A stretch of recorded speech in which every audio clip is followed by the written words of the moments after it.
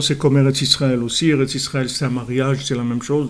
C'est une purification permanente, c'est-à-dire à chaque fois, on nous pardonne nos fautes tout le temps. Comme c'est écrit, il n'y a personne qui dort en Eretz Israël avec des fautes.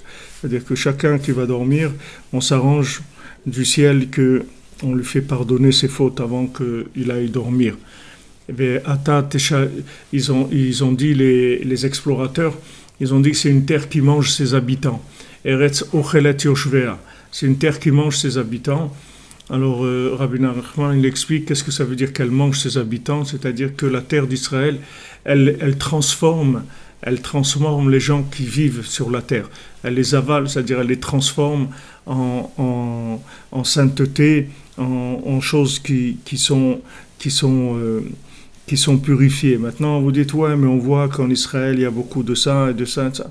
Il ne faut pas regarder ce que vous voyez. Ce que vous voyez, ça n'a aucune importance. Ce qui compte, c'est ce que la Torah nous dit. Parce que vous pouvez voir des gens qui ont l'air vraiment complètement à l'envers.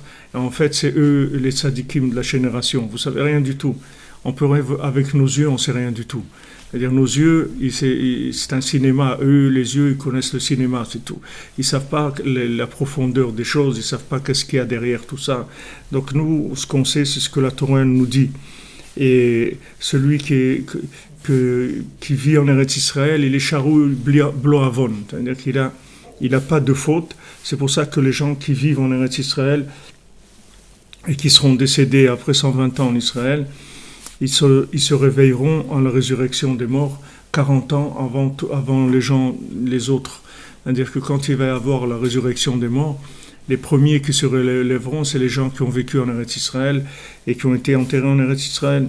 Eux, ils se relèveront 40 ans avant parce qu'ils ont vécu des processus de purification dans leur vie. Donc,